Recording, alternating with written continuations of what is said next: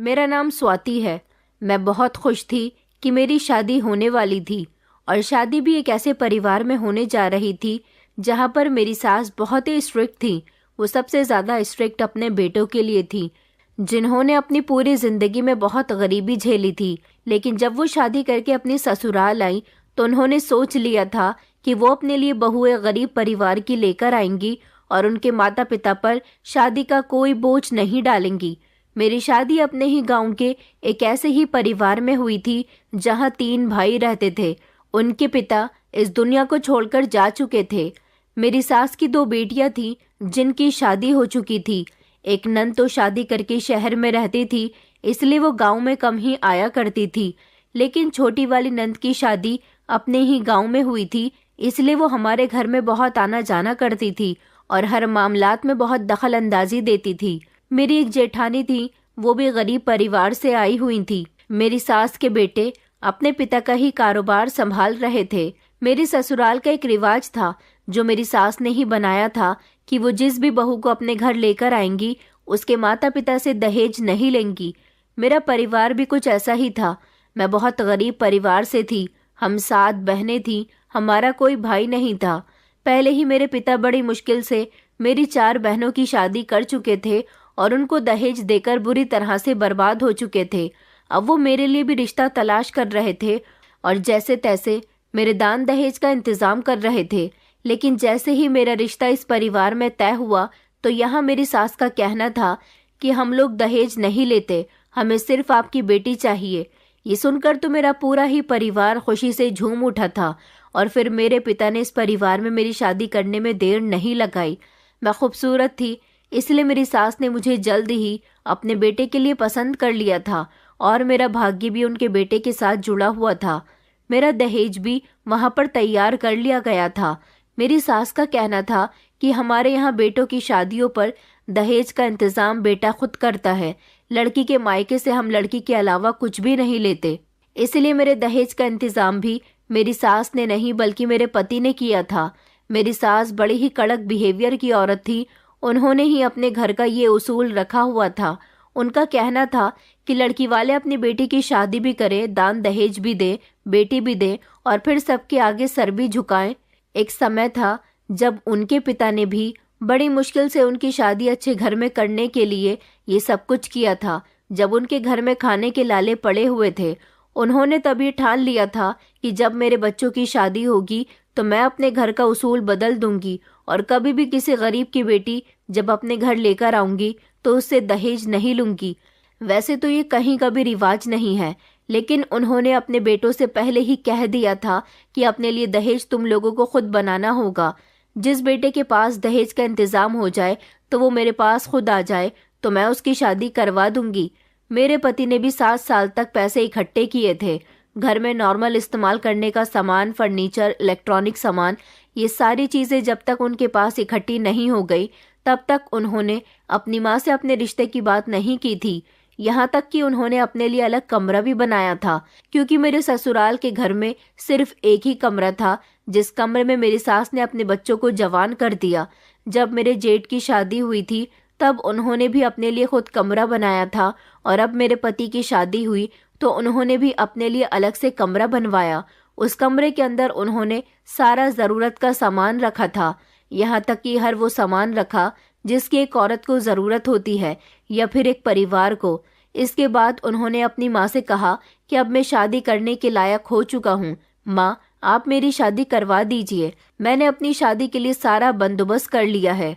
यहाँ तक कि शादी पर होने वाले खर्चे का बंदोबस्त भी मेरे पति ने कर लिया था। मेरे माता पिता की तो खुशी के ठिकाने नहीं थे कि उनकी बेटी का भाग्य इतना अच्छा हो सकता है कि वो खाली हाथी विदा हो जाए और ससुराल भी अच्छा है, पति भी अच्छा है।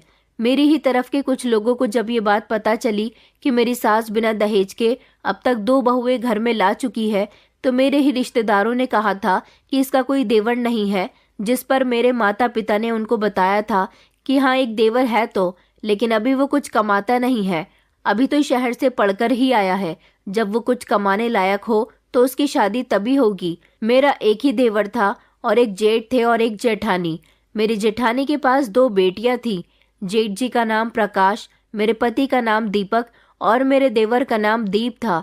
हमारे इस गांव में कहीं पर भी कोई स्कूल नहीं था, इसलिए यहाँ पर जिन लोगों को भी शिक्षा चाहिए होती थी वो शहर जाकर पढ़कर आते थे। मेरा देवर भी पढ़ा लिखा था और शहर से बीए कंप्लीट करके आया था। अभी तो फिलहाल मेरे देवर का कोई काम नहीं था, क्योंकि मेरी शादी से 1 महीना पहले ही तो उसकी पढ़ाई पूरी हुई थी और उसकी उम्र भी मेरे पति से सिर्फ 1 साल ही कम थी। वो भी शादी करना चाहता था, लेकिन मेरी सास अभी उसकी शादी नहीं करवाना चाह रही थी। जब मेरी शादी को लगभग 2-3 महीने गुजर गए तो मैंने इस बारे में अपनी सास से कहा कि अगर दीप शादी करना चाहता है तो आप उसकी शादी करवा क्यों नहीं देती, जिस पर मेरी सास और जेठानी हंसने लगी।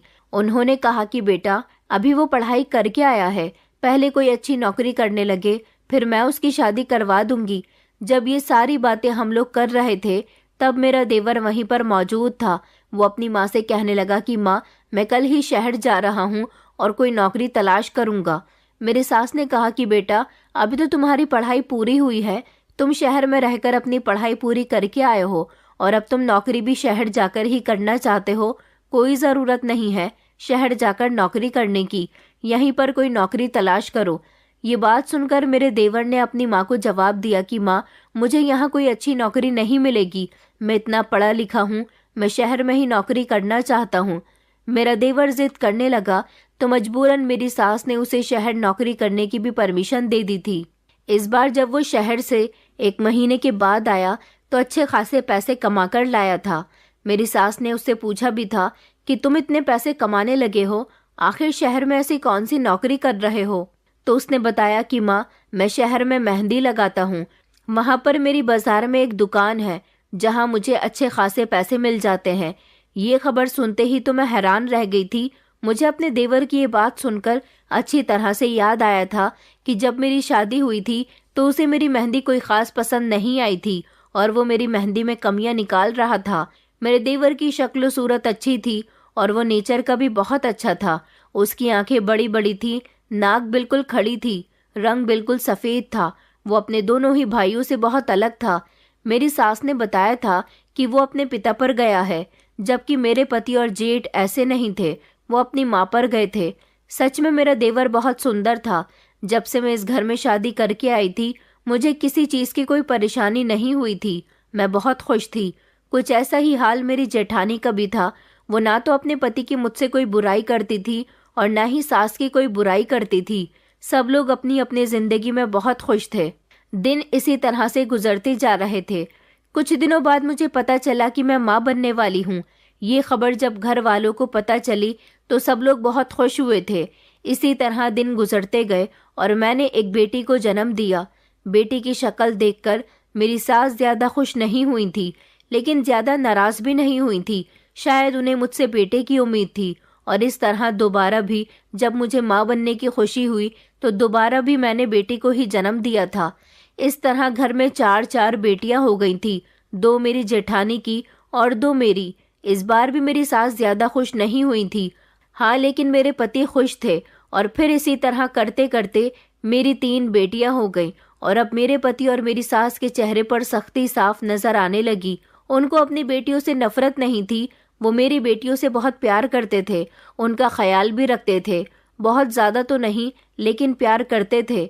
इसी तरह का प्यार मेरी जेठानी की बेटियों को भी मिलता था। दिल ही दिल में मेरी सास की एक ही ख्वाहिश थी कि उनकी कोई बहू तो उन्हें पोते की शक्ल दिखा दे। बस उनकी जुबान पर हम दोनों बहुओं के लिए एक ही बात रहती थी कि अगर बेटा पैदा हो जाता तो अच्छा होता। जिस पर मेरे जेठ उनसे कहते थे कि माँ, ये सब कुछ इन दोनों के हाथ में तो नहीं है, क्योंकि मेरी जेठानी की बेटियों के जन्म के समय भी मेरी सास ने कुछ ऐसी ही बात कही थी। अभी तक इस घर में बेटे का कोई नामो निशान नहीं था, यहाँ तक कि मैं चौथी बार फिर से प्रेग्नेंट हुई और मुझे ऐसा ही लग रहा था कि मुझे फिर से बेटी ही होने वाली है, क्योंकि हर औरत को खुद अपनी कंडीशन से पता चल जाता है कि क्या होने वाला है। मेरी हर बार तबीयत ऐसे ही खराब हुई थी और इस बार भी इसी तरह से तबीयत खराब हो रही थी जैसे कि पहले हो चुकी थी।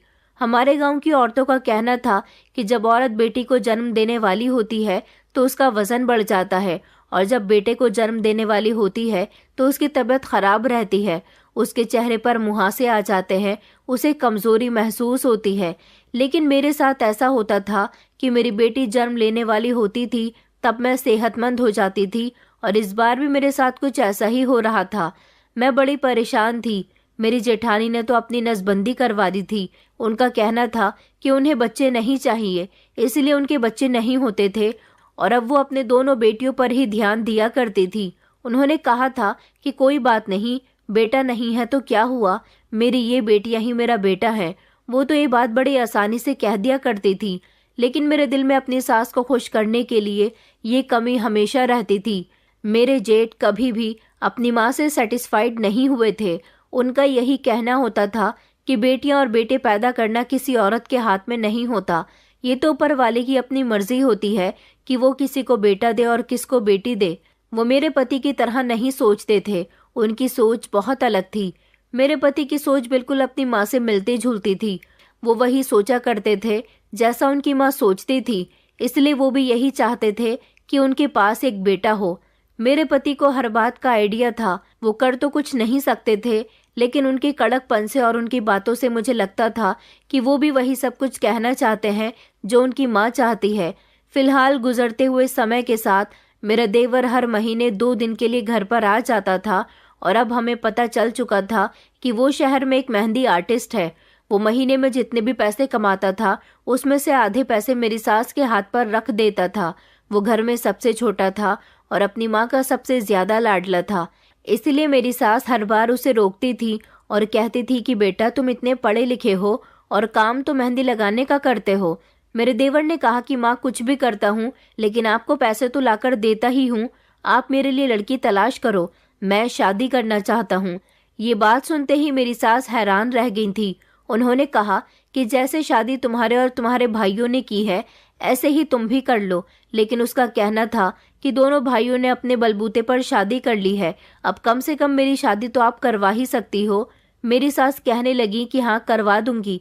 तुम्हें क्या लगता है कि तुम शहर जाकर मेहंदी लगाते हो, मुझे 5 या 6 हजार रुपए महीने में लाकर दे देते हो, तो उससे तुम्हारी पत्नी के लिए दान दहेज इकट्ठा हो जाएगा। जैसे तुम्हारे दोनों भाइयों ने सामान इकट्ठा किया है, अपना अलग कमरा बनाया है, ऐसे ही तुम्हें भी शादी करनी होगी। मेरा देवर उनसे बहुत जिद कर रहा था, जिस पर मेरी सास ने कहा कि मेरे लिए तीनों बेटे एक समान है। जिस तरह दोनों बेटों ने अपनी शादी की है, उसी तरह से तुम्हें भी अपनी शादी खुद अपने ही बलबूते पर करनी होगी। मैं किसी के साथ कोई भेदभाव नहीं करना चाहती। जब उनके लिए एक उसूल है तो वही उसूल तुम्हारे लिए भी है। तुम्हारे भाइयों ने सालों तक सामान इकट्ठा किया और उसके बाद शादी की है, तुम भी शुरुआत कर दो। जितनी जल्दी दहेज तैयार कर लोगे अपना, तब कमरा तैयार कर लोगे, उतनी ही जल्दी तुम्हारी शादी हो जाएगी। ये बात तो मेरी सास बिल्कुल ठीक कह रही थी। वो अपने छोटे बेटे की शादी अगर खुद कर देंगी तो फिर बड़े बेटों के साथ तो नाइंसाफी हो जाएगी। यहाँ इस घर में मेरे देवर से ज्यादा पढ़ा लिखा कोई नहीं था। मेरे पति और मेरे जेठ भी अपने पिता का ही कारोबार संभाल रहे थे, और उसी काम में से पैसे जोड़ जोड़ कर इन लोगों ने अपनी शादी का बंदोबस्त किया था। अब मैं और मेरी जेठानी सोच रहे थे कि दीप तो सिर्फ मेहंदी लगाता है, अगर वो चाहे तो कोई और अच्छी नौकरी भी ढूंढ सकता है और अपनी शादी जल्द से जल्द कर सकता है, मगर वो अपना काम नहीं बदलना चाहता था। अपनी माँ की बातें सुनकर मेरे देवर को गुस्सा आ गया और उसने कहा कि ठीक है माँ, मैं पैसों का इंतजाम करता हूँ। मैंने सोचा कि इस बार वो जरूर मेहंदी लगाने का काम छोड़कर शहर में कोई अच्छी नौकरी तलाश कर लेगा। अगले महीने जब वो आएगा तो शायद ज्यादा पैसे लेकर आए, लेकिन अगले महीने जब वो आया तो उसके पास पहले के जितने पैसे भी नहीं थे, बल्कि वो तो बहुत बीमार हो गया था, और इस बार वो महीना पूरा होने से पहले भी आ गया था। मेरी सास उसके लिए बहुत परेशान हुई थी। मेरे पति और जेठ ने उसका गांव में ही इलाज करवाया, उसे मलेरिया हो गया था। मेरी सास उसकी तबीयत खराब होने से बहुत डर गई थी। ऊपर वाले की कृपा से कुछ दिन बाद वो ठीक हो गया था, तो फिर से शहर जाने की जिद करने लगा। लेकिन मेरी सास ने कह दिया था कि अब तुम कहीं नहीं जाओगे, जो भी करना है यहीं रहकर करोगे। वो बार बार यही कहता था कि यहाँ रहकर मैं कोई नौकरी नहीं कर सकता। मेरी सास कहने लगी, वैसे भी तुम कोई इतनी खास नौकरी नहीं करते हो, मेहंदी ही तो लगाते हो, वो तो तुम यहाँ पर भी लगा सकते हो। अब मैं तुम्हें कभी शहर नहीं जाने दूंगी, वहाँ तुम्हारा ख्याल रखने वाला कोई भी नहीं है। मेरा देवर कुछ दिनों तक तो यहाँ खाली रहा था, लेकिन उसके बाद फिर भी उसने कोई और नौकरी तलाश नहीं की। वो अब हमारे गांव के बाजार में जाकर अपनी मेहंदी की दुकान खोलने लगा था और वहां पर मेहंदी लगाने लगा था। उस पर हम सब लोग हंसने लगे थे कि भला उससे यहाँ कौन मेहंदी लगवाएगा और मेहंदी लगाकर वो कितने पैसे कमा सकता है। इस तरह तो उसकी शादी में सदियों लग जाएंगी। मेरी सास भी अपने बेटे के इस काम पर हंस रही थी। उन्होंने कहा कि बेटा, इस तरह तो मुझे लगता है कि इस जन्म में मैं तुम्हारी शादी कभी नहीं देख पाऊंगी। तुम पहले शहर जाकर भी मामूली से पैसे लेकर आया करते थे और अब गांव में तो तुम्हें बिल्कुल भी पैसे नहीं मिलेंगे। तुम जानते हो कि यहाँ कोई भी मेहंदी आर्टिस्ट मेहंदी नहीं लगाता। यहाँ तो घर घर रहने वाली लड़कियां ही एक दूसरे के मेहंदी लगा देती हैं, और वो भी फ्री में। तो फिर कोई क्यों तुम जैसे लड़के से पैसों में मेहंदी लगवाएगा।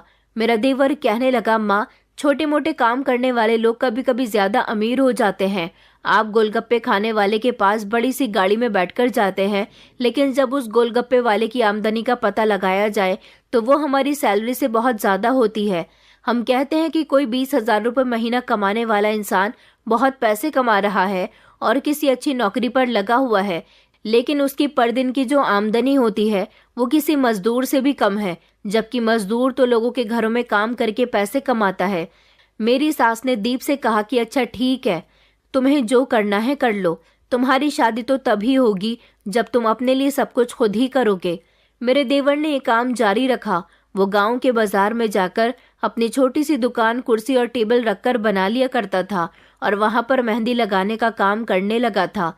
शुरू शुरू में तो उसके पास बहुत कम पैसे आते थे, लेकिन धीरे धीरे वो बहुत ज्यादा फेमस होने लगा। वो औरतों और लड़कियों की मेहंदी लगाया करता था। वैसे देखा जाए तो उसका काम इतना भी बुरा नहीं था। वो बहुत सुंदर मेहंदी लगाया करता था और उसका हाथ मेहंदी लगाने में बहुत तेज चलता था। उसका यही शौक था, लेकिन ये शौक मुझे थोड़ा अजीब लगता था क्योंकि मेहंदी ज्यादातर लड़कियां लगाती हैं। एक दिन ऐसा हुआ कि उसने गांव की एक शादीशुदा औरत की मेहंदी लगाई जो कि बांझ थी और उसके यहाँ औलाद पैदा नहीं हो रही थी। उसके हाथ की मेहंदी लगवाने के बाद ही उसे खबर मिली कि वो माँ बनने वाली है, जबकि वो 7 साल से बांझ थी। उसने कहा कि मैंने तो अपने हाथों पर इस लड़की से मेहंदी लगवाई, तभी मुझे माँ बनने की खबर मिल गई। इस तरह ये बात फेमस होने लगी कि वो जिस भी बांझ औरत के हाथों पर मेहंदी लगाता है उसको संतान की खुशी प्राप्त होती है और संतान भी बेटे के रूप में मिलती है। मुझे लगा कि ये सब बेकार की बात है, ऐसा कुछ नहीं होता। लेकिन हर दूसरे तीसरे घर से यही बात और यही आवाजें आ रही थी कि जिस महीने मेरे देवर से वो लोग मेहंदी लगवाती हैं उसी महीने उन्हें माँ बनने की खुशी मिल गई। मेरे यहाँ भी बच्चा होने वाला था क्योंकि मैं चौथी बार गर्भवती थी। जब आखिरी समय आया तो मैंने फिर से बेटी को जन्म दिया, मतलब कि चौथी बेटी, जो कि अब 2 महीने की हो चुकी थी और मैं बहुत ज्यादा परेशान थी। मेरा देवर तो 20 साल की उम्र में ही गांव में बहुत ज्यादा फेमस हो गया था। उसके पास पैसों की भी कोई कमी नहीं थी, क्योंकि जिस औरत के यहाँ भी बेटा पैदा होता तो फिर मेरे देवर को खुशी में कोई ना कोई महंगा तोहफा दे दिया करती थी। और अब तो मेरे देवर ने मेहंदी लगाने का चार्ज भी बहुत ज्यादा कर दिया था। औरतें दूर दूर से उससे मेहंदी लगवाने के लिए आ रही थी। मेरी सास ने एक दिन उससे कहा कि तुम मेहंदी लगाते हो या कोई जादू टोना करते हो जो ये सब कुछ हो रहा है। तो देवर ने कहा कि जादू टोना तो नहीं करता हूँ, लेकिन ये सब हो रहा है इसमें कोई शक नहीं है। गांव के लोग मेरे रिश्तेदार नहीं है जो मेरे लिए झूठ बोलेंगे। आप खुद जाकर किसी से भी मेरे बारे में मालूम कर सकती हो। उसकी बात पर मेरी सास खामोश हो गई, क्योंकि 2-3 औरतें मेरी सास के पास भी आई थी और उसके बारे में बताकर उसकी बहुत तारीफ कर रही थी। अब दीप के पास पैसे ही पैसे होते थे। उसने घर में नया कमरा बनवाना शुरू कर दिया। वो अपना कमरा अपने दोनों भाइयों से बड़ा बनवा रहा था। इसके बाद उसने फर्नीचर भी बहुत महंगा वाला बनवाया था और बाकी का सामान भी। मैं और मेरी जेठानी तो जलकर राख हो रहे थे कि ये अपनी पत्नी के लिए सब कुछ बना रहा है। इतना तो मेरे पतियों ने भी हमारे लिए नहीं किया। ये तो सबसे आगे निकल गया। वो धड़ाधड़ अपनी शादी की तैयारियों में जुटा हुआ था। उसने इतना सामान बना लिया था जितना हमारे लिए हमारे पतियों ने भी नहीं बनाया था।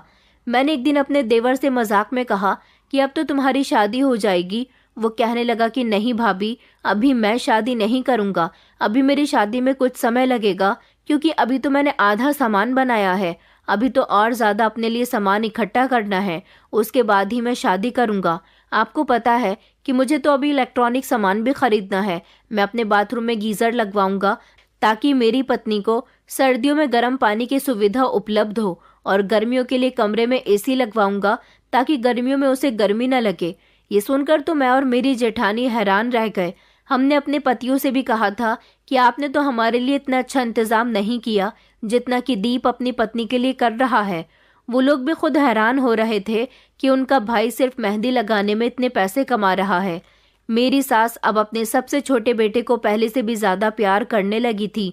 क्योंकि अभी तक उसकी शादी नहीं हुई थी, इसलिए वो अपने ज्यादातर पैसे अपनी माँ के हाथ पर ही रख रहा था।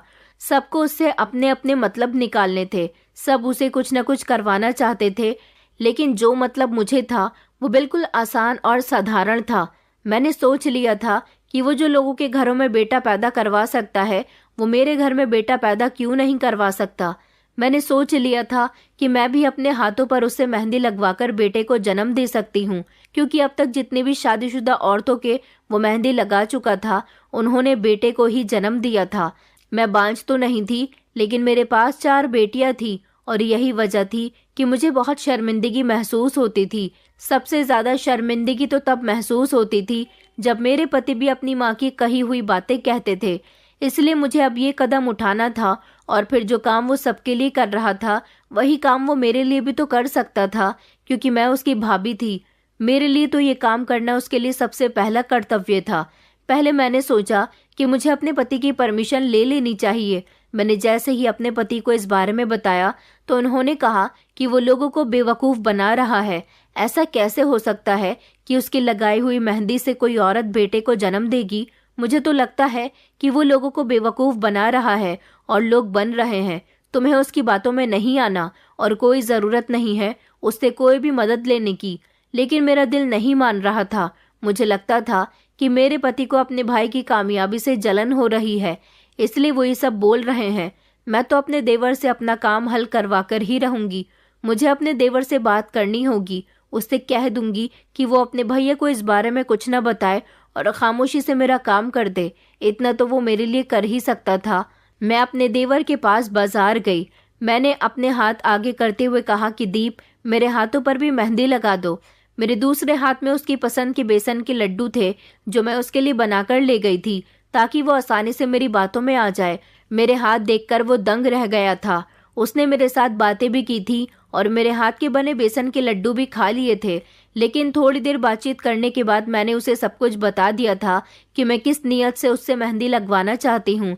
मैंने उससे कहा कि दीप, तुम तो सब कुछ जानते हो कि मेरी 4 बेटियां हैं, और भाभी के पास भी 2 बेटियां पहले से ही हैं।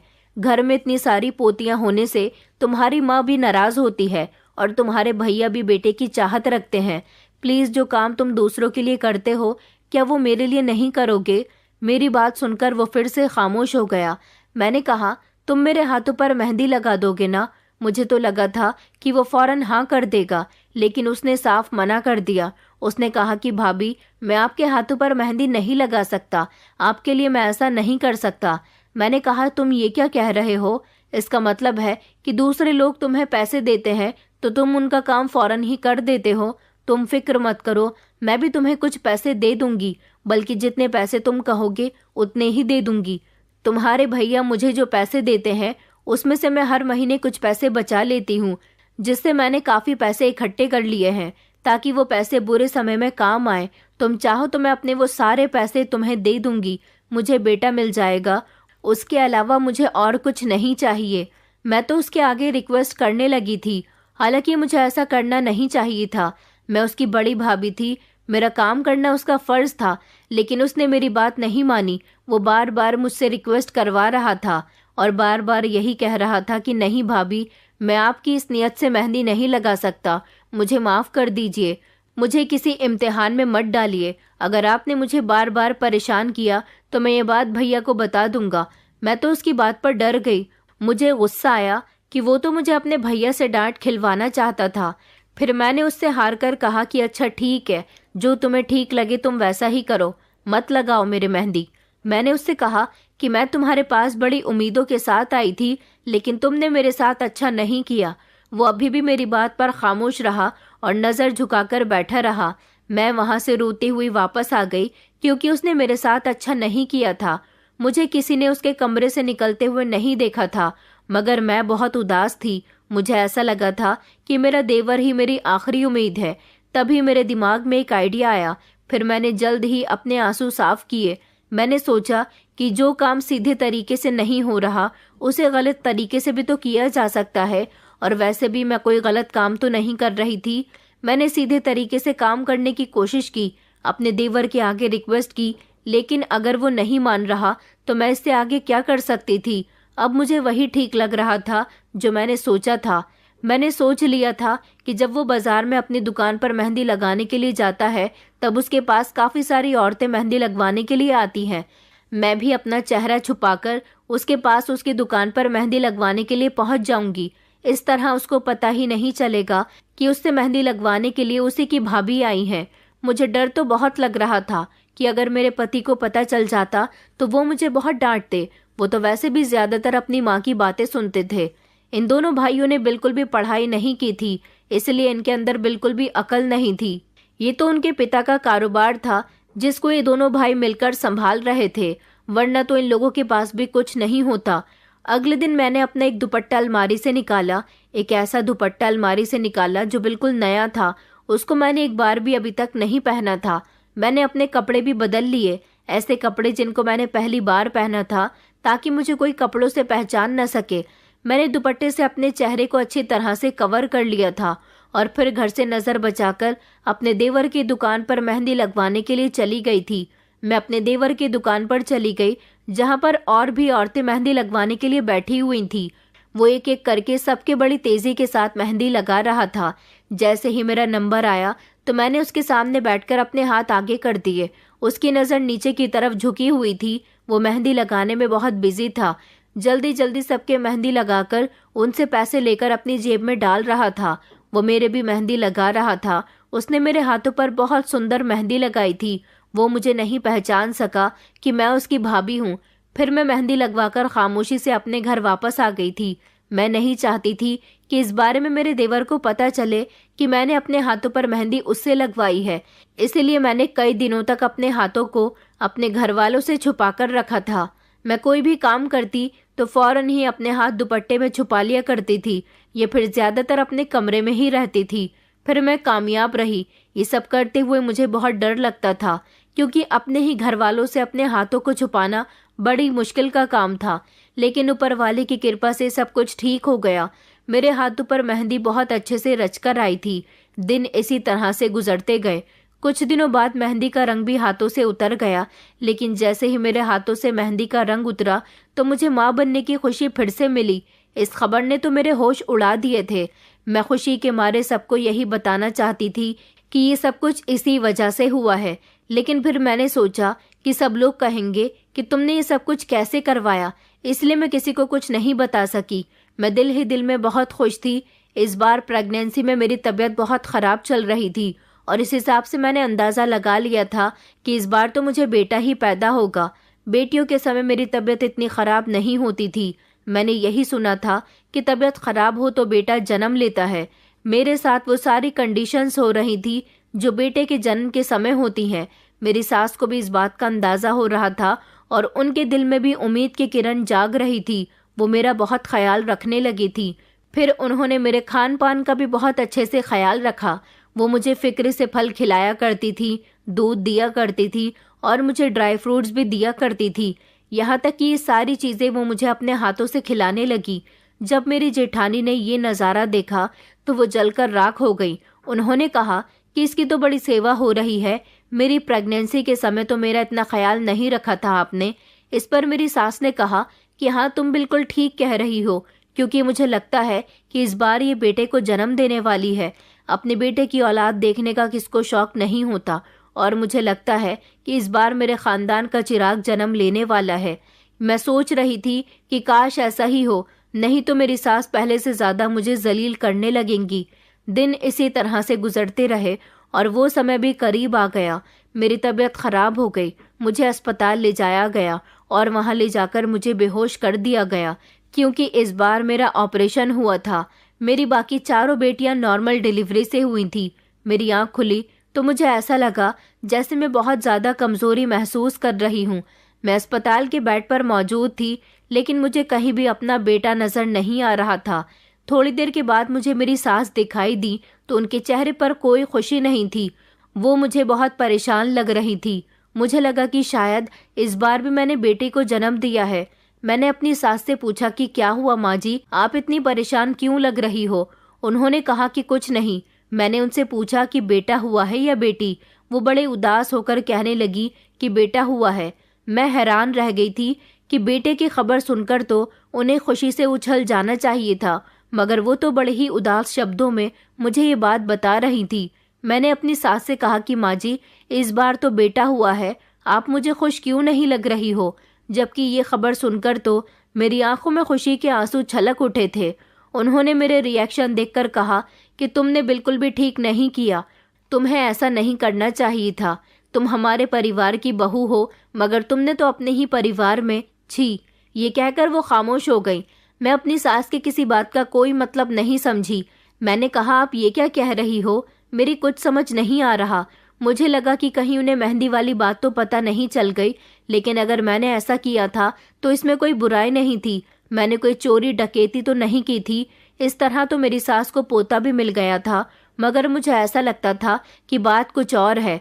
3 दिन के बाद मुझे अस्पताल से डिस्चार्ज कर दिया गया था, लेकिन इन 3 दिनों में एक दिन के लिए भी मेरा पति मेरे सामने नहीं आया था और ना ही मुझे मेरा बेटा दिखाई दिया था, क्योंकि मैं खुद को भी संभालने के काबिल नहीं थी। मैं बहुत कमज़ोर हो गई थी। जब मैं घर आई तो मैंने देखा कि मेरे पति घर में मौजूद हैं और उनके पास मेरा बेटा था। मैंने अपने पति की तरफ देखकर कहा कि आपको बहुत खुशी हुई होगी अपने बेटे को देखकर। देखिए, हमारा परिवार अब पूरा हो गया। ऊपर वाले ने हमें बेटा दे दिया। लेकिन मेरे पति ने कुछ ऐसा कहा जिसे सुनकर मुझे अपने कानों पर विश्वास नहीं हो रहा था। मेरे पति ने कहा कि तुमने मेरे साथ अच्छा नहीं किया, मैं तुम्हें डिवोर्स दे दूंगा। उन्होंने कहा कि मुझे तुमसे ऐसी उम्मीद नहीं थी कि तुम मेरे साथ ऐसा करोगी, तभी तो तुम उसकी इतनी तारीफें करती थी और उसके आगे पीछे घूमती रहती थी। और उस दिन तो मैंने तुम्हें उसके कमरे में बेसन के लड्डू भी ले जाते हुए देखा था, लेकिन फिर भी मैंने तुमसे कुछ नहीं कहा। तुमने मुझे बहुत बड़ा धोखा दिया। 4 बेटियों की माँ होने के बावजूद भी तुम्हें ऐसा करते हुए शर्म नहीं आई? मैंने अपनी मोहब्बत में तुम्हारे लिए कौन सी कमी छोड़ दी थी? मैं तुम्हें कभी माफ नहीं करूंगा। ये अपना बेटा तुम अपने ही पास रखो, ये मेरा बेटा नहीं है, और चली जाओ मेरे घर से। मैं तुम्हारी शक्ल भी नहीं देखना चाहता। अपने पति के मुंह से ऐसी बातें सुनकर मैं दंग रह गई थी। मेरे पति ने मुझे डिवोर्स देने को कहा था और अब वो मुझे अपने घर से निकाल रहे थे। मैं सोच में पड़ गई थी कि आखिर उन्हें ऐसा भी क्या पता चल गया था जिसकी वजह से वो मेरे साथ ये सब कुछ कर रहे थे। अगर उन्हें मेरे देवर से मेहंदी लगवाने वाली बात पता भी चल गई थी तो ये कोई इतनी बड़ी भी बात नहीं थी जिस पर वो मुझे डिवोर्स ही दे दे। उन्होंने कहा कि तुम इस घर में दोबारा अब कभी मत आना, तुम मेरे दिल से उतर चुकी हो, यहाँ से निकल जाओ। मगर मैं वहीं खड़ी हुई रो रही थी और हैरान नजरों से सबको देख रही थी। मैंने अभी तक अपने बेटे को नहीं देखा था। उन्होंने एक ही झटके से मेरा बेटा मेरी गोद में थमा दिया और कहने लगे कि लो, इसे भी अपने साथ लेकर जाओ। मेरी नज़र जैसे ही मेरे बेटे के चेहरे पर पड़ी तो मेरे पैरों तले से जमीन निकल गई थी। मैं आंखें फाड़ फाड़ कर उसे देख रही थी।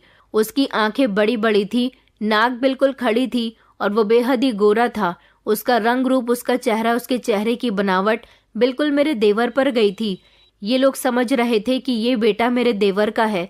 मैंने सबको मेहंदी वाली बात बता दी थी, लेकिन मेरी इस बात पर किसी को भी कोई यकीन नहीं हुआ, क्योंकि मेरे देवर को भी सब लोग बहुत डांट रहे थे। उसकी क्लास लग चुकी थी। उसने सबको बताया था कि जो आप लोग सोच रहे हो ऐसा कुछ भी नहीं है, बल्कि जो मैं करता हूँ वैसा भी कुछ नहीं होता। मैं तो लोगों की सिर्फ मेहंदी लगाता हूँ। मैंने कुछ लोगों को पैसे देकर ये झूठ बोलने के लिए कहा था। गांव की कुछ औरतों को मैंने पैसे दिए ताकि वो घर घर जाकर मेरी पब्लिसिटी करें। वैसे भी कोई बात अगर फैलानी हो तो किसी एक औरत को बता दो, उसके बाद वो बात दूसरी औरत के पास जाती है और फिर तीसरी औरत के पास। उसके बाद कोई भी बात आग की तरह फैल जाती है। दरअसल हुआ ये था कि जब मैं शहर में मेहंदी लगाया करता था तो वहाँ मैं ही नहीं बल्कि और भी लड़के थे जो लड़कियों के और औरतों के मेहंदी लगाया करते थे। इसलिए मैं सिर्फ इतने ही पैसे कमा पाता था जितनी मेहंदी मैं लगाया करता था। मेरी कोई सैलरी बंधी हुई नहीं थी। जब मैं घर आया तो माँ ने कहा कि शादी करने के लिए तुम्हें अपना अलग से बंदोबस्त करना होगा, लेकिन मेरे पास इतने पैसे नहीं थे। और फिर माँ मुझे शहर जाने भी नहीं दे रही थी, क्योंकि मैं वहाँ पर ही मेहंदी लगाकर थोड़े बहुत पैसे कमा पा रहा था। यहाँ मैंने बाजार में जब अपनी मेहंदी की दुकान खोली तो वहाँ मुझसे कोई भी मेहंदी लगवाने के लिए नहीं आ रहा था। लेकिन एक दिन मेरे पास सरपंच जी की बेटी आई और कहने लगी कि मैं आपको काफ़ी दिनों से तलाश कर रही हूँ। दरअसल मुझे आपसे मेहंदी लगवानी थी। जिस शहर में मेहंदी आप लगाया करते थे वहीं पर मेरी एक दोस्त भी रहती है। उसने भी आपसे मेहंदी लगवाई थी तो उसे आपकी लगाई हुई मेहंदी बहुत पसंद आई थी। उसे पता चला कि आप मेरे ही गांव के हो तो उसने मुझे फ़ोन करके बताया कि मैं शहर आकर आपसे मेहंदी लगवा लूँ। फिर मुझे पता चला कि आप शहर में नहीं हो, और वैसे भी मेरे पिता मुझे शहर भेजना नहीं चाहते थे। मुझे पता चला कि आप यहाँ आए हुए हो तो मैं काफ़ी दिनों से आपकी तलाश कर रही थी। मुझे आपके घर का एड्रेस भी नहीं मिल रहा था। अब मुझे पता चल गया कि आप यहाँ पर मेहंदी की दुकान खोलकर बैठे हो। उसने मुझसे मेहंदी लगवाई और काफ़ी बड़ी रकम मुझे देकर चली गई थी। मैं खुश हुआ था। मैंने सोचा कि यहाँ गांव में कोई भी मेरे हुनर को पहचान नहीं पा रहा। मुझे मेहंदी लगाने का शुरू से ही बहुत शौक रहा। मैं शहर में पढ़ाई करने के साथ साथ कॉलेज की लड़कियों की मेहंदी लगा दिया करता था और उनसे थोड़े बहुत पैसे भी ले लिया करता था। लेकिन अब मुझे अपना कारोबार करना था और शादी भी करनी थी, इसलिए मुझे ज़्यादा पैसों की ज़रूरत थी। मैं फिर से काफ़ी दिनों तक तलाश करता रहा कि कोई तो मुझसे मेहंदी लगवा ले। इसी तरह एक दिन मेरे पास एक औरत आई। उसने मुझसे मेहंदी लगवाई और वो मेहंदी लगवाते लगवाते मुझसे बातें भी कर रही थी। वो किसी अमीर घर की लगती थी। वो बहुत ही परेशान थी। उसने व्रत रखा हुआ था। उसने मुझे बताया कि वो हर महीने सोमवार का व्रत रखती है। किसी ने उसे बताया है कि 21 सोमवार तक व्रत रखने से उसको संतान प्राप्त होगी। उसने मुझे ये भी बताया था कि उसकी सास ने उसका जीना दुश्वार कर दिया। उसकी शादी को 7 साल हो गए थे, मगर अभी तक उसके यहाँ कोई औलाद नहीं हुई थी। उसकी सास हमेशा उसे बांझ कहा करती थी और उसका पति भी उसे छोड़ना चाहता था। कहता था कि मैं दूसरी शादी कर लूँगा, मगर वो औरत बहुत लाचार थी। वो चाहती थी कि कुछ भी करके उसके यहाँ औलाद हो जाए, इसलिए लोग उसे जैसा कहते वो वैसा ही कर लिया करती थी। वो जब जब सोमवार का व्रत रखती थी तो मेहंदी ज़रूर लगाया करती थी। लेकिन इस बार जब वो मेरे पास मेहंदी लगवाने के लिए आई थी तो ना जाने क्यों मैंने उसके रोते हुए आंसू देखकर उसे तसल्ली दी और कहा कि मैडम जी, आप रो नहीं। इस बार आपको ऊपर वाला निराश नहीं करेगा। आपको औलाद का सुख ज़रूर प्राप्त होगा। हर बार आप दूसरे लोगों से मेहंदी लगवाती हो, इस बार आप मेरे पास मेहंदी लगवाने के लिए आई हो। मेरी ये मेहंदी बहुत ही स्पेशल है। जो भी मुझसे मेहंदी लगवाता है उसे कोई ना कोई खुशी मिलती है। मैंने तो उसे ऐसे ही सब कुछ तसल्ली दिलाने के लिए और उसको खामोश करवाने के लिए कह दिया था ताकि वो रोए ना, मगर वो मेरी इस बात को सीरियस ले गई। कुछ दिनों बाद जब वो मेरे पास आई तो बहुत ज़्यादा खुश नज़र आ रही थी। उसने कहा कि देखो भैया, तुम्हारी कही हुई बात सच हो गई। तुम्हारी मेहंदी में तो सच में कमाल है। तुमने कहा था कि इस बार मुझसे मेहंदी लगवा रही हो तो तुम्हारी गोद ज़रूर भर जाएगी, और देखो इस बार के व्रत में जब मैंने तुमसे मेहंदी लगवाई तो ऊपर वाले ने मुझे माँ बनने की खुशी दे दी। मैं बहुत खुश हूँ। मुझे 7 साल बाद माँ बनने की खुशी मिली है। मेरे पूरे परिवार में खुशी का माहौल छाया हुआ है। वो मेरे लिए ढेर सारी मिठाई तोहफे लेकर आई थी और उसने खुश होकर मुझे कुछ पैसे भी दिए थे। फिर तभी से मेरे दिमाग में ये आइडिया आया कि मैं ये बात गांव में आम कर दूंगा कि मेरे हाथ से जो भी बांझ औरत मेहंदी लगवाएगी उसे संतान प्राप्त होगी, और वो भी बेटा। और फिर मैंने कुछ औरतों को पैसे दिए और उनसे कहा कि ये बात दूसरे लोगों तक पहुंचाए और उनसे कहें कि उनके यहाँ भी कुछ ऐसा ही हुआ था। उन्होंने मुझसे मेहंदी लगवाई थी, उनके यहाँ भी बेटा हुआ, उन्हें माँ बनने का सुख मिला। मुझसे पैसे लेकर उन औरतों ने वैसा ही किया जैसा मैं चाहता था, और फिर इस तरह मैं पूरे गांव में फेमस हो गया। जो लोग मेरे पास आया करते थे उनमें से कुछ औरतों को गुड न्यूज़ मिली। इससे लोगों को यकीन हो गया कि मेरे हाथ से बांझ औरतें मेहंदी लगवाएंगी तो वो गर्भवती हो ही जाती हैं। इस तरह ये बात आम हो गई और दूर दूर से मेरे पास औरतें मेहंदी लगवाने के लिए आने लगी। कुछ की प्रार्थना ऊपर वाले ने सुन ली तो कुछ की नहीं सुनी, लेकिन इस सब में मेरा काम बहुत अच्छा चलने लगा। मेरे पास ढेर सारे पैसे आने लगे। औरतें खुश होकर मुझे ढेर सारे पैसे देकर जाती थी और मेहंदी के चार्ज भी मैंने ज़्यादा कर दिए थे। लेकिन आप लोग समझ रहे हो कि मेरा और भाभी का कोई संबंध है? ऐसा कुछ भी नहीं है। भाभी मेरी माँ समान है और अगर आप लोगों को ऐसा लगता है कि भैया का बेटा भैया का नहीं बल्कि मेरा है, तो आप लोग गलत सोच रहे हो। यह आप लोगों की बेवकूफ़ी है। आप लोग पढ़े लिखे नहीं हो, इसलिए इस तरह की बातें कर रहे हो। भैया, अगर आपको इस बारे में पता लगाना है कि ये बच्चा किसका है, तो आप डीएनए टेस्ट भी करवा सकते हो। डीएनए टेस्ट से ये बात क्लियर हो जाएगी कि ये बच्चा आपका है या फिर मेरा। मगर मुझे शर्म आती है कि आप लोग ये सब सोचते हो। भाभी बेकसूर है, भाभी की कोई गलती नहीं है। हाँ, मगर मेरा भतीजा मुझ पर गया है तो क्या हुआ? मैं भी तो अपने पिता पर गया था। मेरी शक्ल अपने पिता से मिलती थी। बच्चे अपने परिवार वालों का रूप धारण करते हैं। कोई अपने भाई बहन पर चला जाता है, कोई माता पिता पर, तो कोई चाचा ताऊ पर, तो कोई बुआ मासी पर। इसमें कोई बड़ी बात नहीं है, लेकिन आपने इस छोटी सी बात को इतना बड़ा रूप दे दिया। मैं तो अपने देवर की बात सुनकर हैरान रह गई थी। वहां पर मौजूद मेरी जेठानी, जेठ और सास, उन लोगों ने भी यही कहा। तो फिर करवाओ डीएनए टेस्ट और पता लगाओ कि ये बच्चा किसका है। डीएनए टेस्ट की रिपोर्ट भी करवा ली गई थी, लेकिन रिपोर्ट अभी 3 दिन बाद आनी बाकी थी। और ये 3 दिन मेरी जिंदगी के सबसे तकलीफ वाले दिन थे। मेरे पति मुझसे बहुत नाराज थे, मुझे छोड़ना चाहते थे, मुझे घर से निकालना चाहते थे। मैं बार बार प्रार्थना कर रही थी कि ऊपर वाला मेरे हक में फैसला करे। एक तरफ बेटे की माँ बनने की खुशी थी, तो दूसरी तरफ पति से अलग होने का गम था। मैं बार बार भगवान से प्रार्थना कर रही थी कि सब कुछ ठीक हो जाए। मेरा देवर मुझे यही तसल्ली दे रहा था कि भाभी सब कुछ ठीक हो जाएगा। जब रिपोर्ट आई तो ये बात क्लियर हो गई थी कि ये बच्चा मेरे पति का ही है। ये बात जब डॉक्टर को पता चली कि हम लोगों ने डीएनए टेस्ट इसलिए करवाया है, तो डॉक्टर ने भी मेरे ससुराल वालों को बहुत डांट लगाई थी और कहा था कि आप जैसे अनपढ़ लोग इस तरह की ही मनगढ़ंत बातों पर शिकार होते हैं। इसलिए कहते हैं कि पढ़ना लिखना बहुत ज़रूरी है। जाहिर सी बात है, जब माँ और पिता से मिलकर बच्चा बनता है तो वो या तो अपने पिता के परिवार वालों का रूप लेता है या फिर अपनी माँ के परिवार में से किसी का रूप लेता है। और कुछ बच्चे तो हर परिवार के मेंबर का मिश्रण होते हैं, जिसके शरीर का एक एक हिस्सा किसी न किसी मेंबर पर गया होता है। डॉक्टर की बात सुनकर मेरी सास और पति बहुत शर्मिंदा हो रहे थे। मुझे अपने पति से ऐसी उम्मीद नहीं थी।